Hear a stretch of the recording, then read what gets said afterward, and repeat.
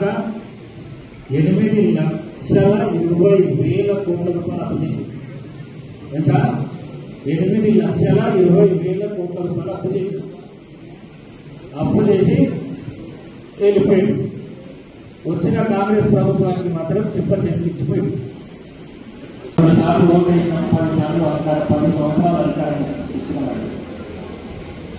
కానీ ఆయన చెప్పిన వాగ్దానాలు చాలా తక్కువ చేశాడు, అసత్యాలు ఎక్కువ మాట్లాడాడు. మరి రాష్ట్రాన్ని మనం ఇచ్చిన అవకాశాన్ని సద్వినియోగం చేసి రాష్ట్రాన్ని ఆర్థిక సంక్షోభంలోకి తీసుకొచ్చాడు. ఆర్థిక సంక్షోభం అంటే ఈ రాష్ట్రంలో పైసలు లేకుండా చేసిపోయింది. పైసలు లేకుండా చేసిపోయింది దాకా అప్పు చేసిపోయింది.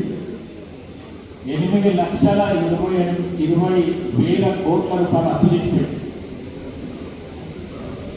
ఈ రాష్ట్రంలో వచ్చే బడ్జెట్లో సగం అప్పు చేసిన పైసలు ఏమవుతున్నాయో దాని అసలు వృద్ధి కలిసి సగం బడ్జెట్ పోతున్నది.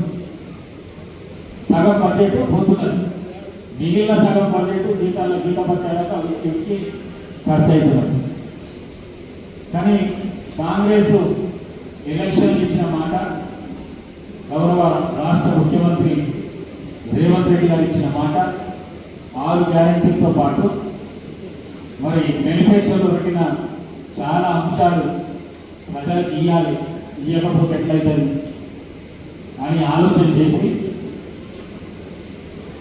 పెద్ద ఎత్తున పైసలు సమకూర్చే దానిలో పట్ల మంత్రివర్గాలు కానీ ముఖ్యమంత్రి గారు పడి, మీకు తెలుసు